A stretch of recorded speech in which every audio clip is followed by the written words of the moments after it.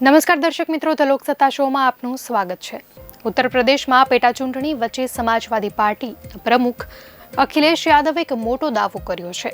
અખિલેશ યાદવના દાવાના કારણે સમગ્ર રાજનીતિક ક્ષેત્રમાં હડકંપ મચી ગયો છે।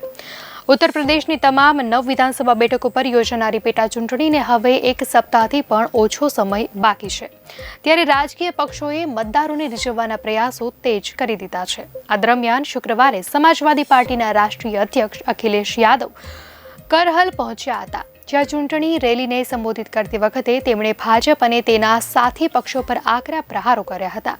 સંબોધન દરમિયાન અખિલેશ યાદવે મુખ્યમંત્રી યોગી આદિત્યનાથ પર સીધો જ શાબ્દિક પ્રહાર કર્યો હતો અને મોટો ચોંકાવનારો દાવો પણ કરી દીધો। તેમણે દાવો કર્યો હતો કે યોગી આદિત્યનાથને મુખ્યમંત્રી પદ પરથી હટાવાશે। અખિલેશ યાદવે કરહલમાં જનસભાને સંબોધિત કરતા કહ્યું હતું કે મહારાષ્ટ્ર ચૂંટણી બાદ ઉત્તર પ્રદેશની ખુરશી પણ જતી રહેવાની છે।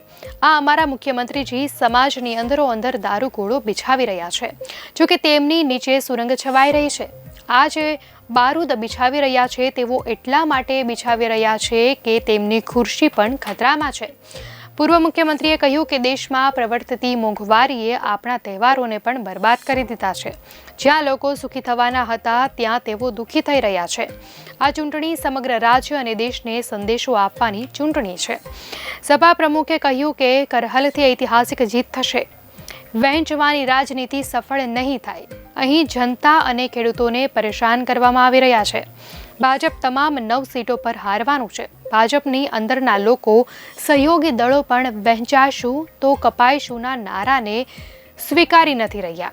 બુલડોઝરને હંમેશા માટે ખતમ કરી દેવાયું છે। તેના માટે સુપ્રીમ કોર્ટનો આભાર વ્યક્ત કરું છું। અધિકારીને કાર્યવાહીનો સામનો કરવો પડશે।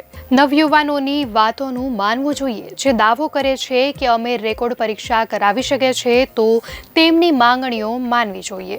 દર્શક મિત્રો, આ અંગે આપની શું પ્રતિક્રિયા છે, ચોક્કસથી જણાવશો।